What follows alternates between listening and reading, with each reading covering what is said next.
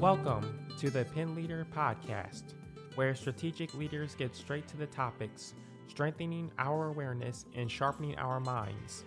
The Pen Leader Podcast is produced by Roar, a production division of Mays & Associates Ltd. Find out more at www.maysassociatesltd.com. Now here is your award-winning host, Dr. Shan DeGore. And welcome to the Pen Leader Podcast. Today, our episode is called Engineering and AI Adoption. And I recently had the privilege of being on stage with a number of those leading the way in the charge of educating, teaching, and adopting AI within their organizations. And one of those individuals was the CEO of SSOE, Mr. Vincent DePaffy. And he brought along a lot of great ideas of how he got started, what it looked like when he adopted that within the organization, and how he rolled it out. And I'd like to say again, he comes from a background of being a mechanical engineer graduate, and his unique blend of technical and business skills has put SSOE at the leading edge of technology in the architecture engineering industry. He was named both Toledo's Engineer of the Year in 2022 and Ernst & Young Regional Entrepreneur of the Year in 2024. SSOE's national prominence was recently recognized by Fortune magazine as one of the top 25 professional service industries in the country. Here's my interview. So thank you so much for coming on the show. I so appreciate your time. Sure. Yes. So we just actually have been involved in an AI conference, and I know your firm is very forward-thinking, and you lead such a large group of individuals who now have AI as part of their discussion, their everyday life. Yes. And so, Vincent, can you talk a little bit about that and what that looks like for you as the leader of the organization? I'll start with my personal journey and then how I transformed that into a company journey. So when I became CEO in 2020, but the year before that, 2019, I was preparing my strategic plan to present to the board. And I'd read a book that had influenced me called The Mathematical Corporation. And it was all about, back then everyone was saying big data. No one says big data anymore, it's all AI. But it was about a big focus on how you can make mathematical models of things that you don't think you can make mathematical models of. And it was about eliminating, and I had a real focus on eliminating transactional activity. Our business, in fact, probably any service business, somewhere 40-50% is transactional, right? I'm looking for this file, I'm sending an email to this person to find this information, I'm clicking on this link, as opposed to everything being there. And so you spend a lot of time doing things that aren't creating value. They're moving information around. So I've had a thought about it for several years. Buried in my strategic plan was even a couple words around artificial intelligence, but I didn't have a strategy or anything that said that. But December of 2022, and this interestingly was like 4 or 5 months before ChatGPT. Oh, wow. So I looked very prophetic when I did this. I had a shareholder meeting, and I felt like things were going good with the company. Everybody was coming out of COVID. Probably the last thing anyone wanted was to shake things up. It's like, hey, we're just getting back to normal. But at the same time, I felt like this is the right time to do it. And so I went into the shareholder meeting, and most people feel like, okay, the CEO is going to talk about here's last year's business figures, here's our projections for next year, all those kind of things. And so I wrote the speech, and I gave it to the board just 2 hours before the shareholder meeting. And I watched their eyes as they were on their computers reading it, and I could just see them like, uh-oh. And it's like, well, it's probably too late to stop this train. That's why if I had given them a week in advance, I'd have got a lot of feedback on how to change it. Maybe we shouldn't do this, Vince. Maybe we should talk about it. It was intentional because I wanted to have an impact. Yes. But I also didn't want the board to be like, Vince, it'd have been nice if we'd have known this before you said that to the shareholders. So when I gave to the shareholders, it was no PowerPoint slides. It was 100% Vince giving a speech to the shareholders. And I talked about AI was the future. And the quote I used was, I said, we're not going to be put out of business by an engineering firm that learns how to use AI. We're going to be put out of business by an AI firm that learns how to use engineering. And I'd seen a lot certainly you saw signs of it with things what Amazon did. And Amazon, there's no people involved. It's suggesting things to you to buy. And so I could just see where this was going, and I wanted to be ahead of the curve. I wanted the firm to feel like we're leaders in this. And when I got done, I actually had to Google this because I hadn't heard the term. They said, Vince, that was a mic drop moment. You should have actually dropped the mic. Yes. I Googled it, and so somebody sent me a link, and Obama had done a thing where he dropped the mic at the end of his speech. I'm like, oh, I wish I'd known that. I would have dropped it, because the way I ended the speech, I paused and I said, roll up your sleeves, we start tomorrow. Yes. And then I walked away. And there was like a mixture of stunned looks and then applause. But the next day there was this buzz. Everybody was talking about it. Even today, that speech is posted on the internet now. 3 years later, it's still on the internet. That it was like one of those watershed moments where everyone's like, yeah, remember the speech Vince made at the shareholder meeting?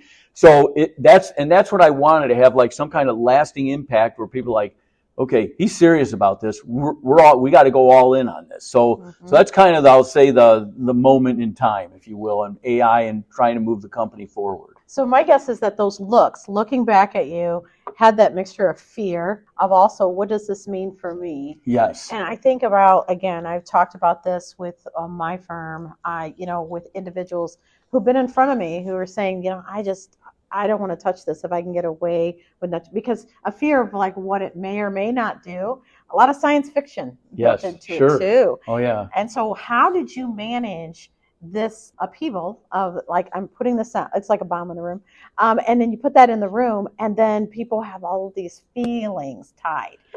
Yeah, well, the thing that surprised me, I expected people to be like, is this going to get rid of our jobs? I expected that. I knew that's the first thing people think of with AI. But what surprised me was the number of concerns I had over data privacy. And people were like, hey, you're going to take my social security number is going to end up in, a data center somewhere. It probably already is, and so actually the first thing that we did, we didn't get technical. The first thing we did is we sat down as a board and we created a data ethics policy. And we put that in writing, we posted it, the board has governance, and that actually was one of the first hills that we had to overcome. People like, okay, and we talked about transparency, how we would be transparent with data. We talked about data equity. Talked about, unconscious bias in data. When we put all that and we put a policy together and say, here's the policy that we're going to follow, and we called it our data ethics policy. And I bet I have shared that with at least 24 different companies. I'm willing to share it. I've sent it to companies because that got people comfortable that, okay, you're not just out there willy-nilly, hey, we're just going to do whatever we want. It's not a free-for-all. And we've put up the guidelines. We've put guidelines. So, for instance, we do not have ChatGPT. We have Microsoft's, internal version of that, but the external version, can't use it on our system. You can't load it on a laptop. In fact, I have my own personal version on my phone. If I'm on the company Wi-Fi, it blocks me from using it. So, we have serious safeguards in place because we have a lot of client intellectual property that cannot go into the mainstream. So that was actually a good first step for people to say, okay, they're serious about how they're going to protect our information. Now I want to talk about my job, Vince. I'm losing my job. And so, but that was a really great first step to, safety and ethics, security. That was first. Now we can talk about how we want to use this in our jobs. Yeah, I'm thinking about too, you hear about almost daily about organizations that have done this huge change, saying we're going to lay off a portion of our workforce that's tied to AI, and because we're going to have AI do their jobs. And I've been talking to individuals. It's a very interesting point about security and this worry that's like on this continuum, right? And for leaders, and thinking about like the top 3 things you would do. I don't know if there's anything you would do different. Sounds like you had a great moment and you took a risk. A risk. And we talk about that, and for Pin Leader, we talk about the most effective leaders have a plan, but know how to pivot, are straightforward, are sharp, experience, have education, but they also have the strength of character. So, can you give some advisement about how a leader can go into this?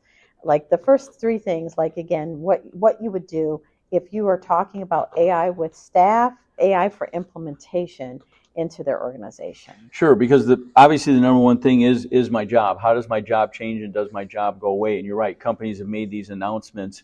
And so here's one of the benefits of age. I'll be 60, at the time we're recording this, I'm a couple weeks shy of 65. Okay. So I went through the PC stage. I went through the internet stage.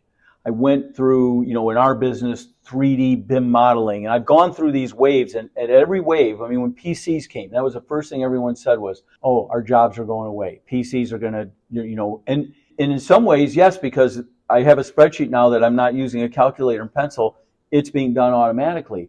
But, and this sounds trite, and I've heard a lot of CEOs say it, I've said it, I always say you're not going to lose your job to AI, you're going to lose your job to a competitor that uses AI.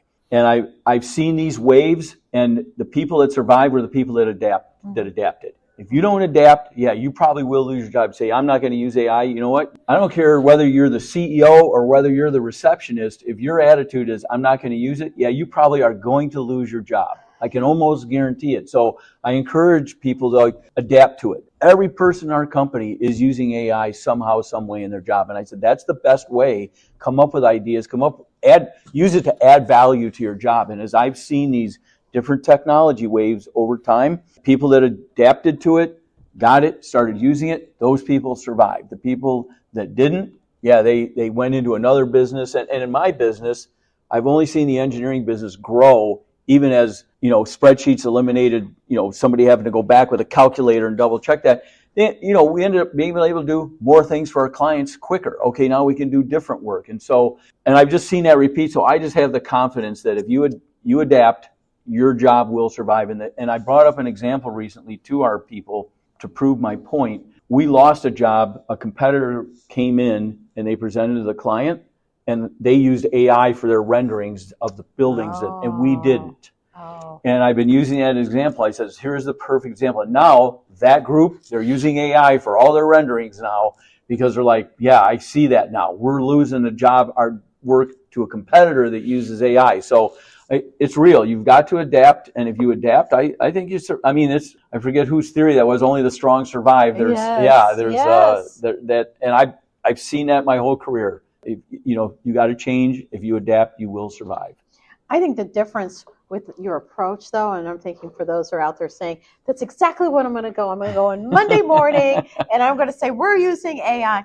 You had a plan, though. Yes. You just put this whole framework, like, listen, we got a block, we got a wall. Right. There's certain AI that you're using. Yeah, that's the classic CEO mistake is, okay, we're doing this. Now you guys go out and figure out how to do it. And I will say in the past, I've personally been accused of that myself, but I've surrounded myself with people that are experts in data security, people that are experts in operational excellence, people that are experts in data. So I've made sure I've surrounded myself with people that, because I feel my job is to get the momentum, get people on board with it, get the culture ready for it. I've got to have other people that can execute that and make it happen. What are you thinking in the next 5 to 10 years? We talked about age, and I was just thinking to myself, I do remember before the internet was around, but many moons ago. But what do you see? What advice would you see the future leader of the organization? Because I know, again, succession planning, you think through these things. What would you advise them? Well, I think, first of all, everybody thought each wave was going to be the end of it. Now we got PCs. What could possibly be different? Okay, all the internet came along. Oh, what could possibly be different, right? So this won't be the last wave, and these waves happen quicker. AI is, happening way faster than the internet took over. So I think the future leaders, that's the first thing I would say is, this is not, okay, AI is done now, everything's going to stay the same. It's not some other technology is going to come and that we haven't even thought of that's going to go to the next wave. And so I think your business plan, these days everybody's talking about a 5-year business plan. Your business plan now should probably be 1 to 3 years, because you've got to constantly update it. And so I would say you've got to be flexible, to look to the future. Yeah, you as a CEO or a leader in a company, you want to have a vision of where we think the company needs to go. But below that, you've got to anticipate it's going to change. I mean, when I wrote my strategic plan, I came on in 2020 and I wrote a 2025 strategic plan. I changed it twice between 20 and 20. I was looking, I've got a 23 version, and then I had a 24 version. So, I mean, it was things, because AI was starting to come in. It's like, hey, we didn't have the word in our strategic plan in 2020. We've got to now, we got to do this. We got to think about that. So I would say, you got to be flexible. You got to be ready to change. I know that people hear that all the time, but it's so true. I've been in business since 1981, so that's 44 years. I've been through a lot of change, and when they say change is constant, I can tell you it's true. It is true. It is true. For those listeners who know, and I've said this before, using AI is a great part and can be part of your team. I know in my book I talk about it as a team member and potentially some companies using it as a leader of a team.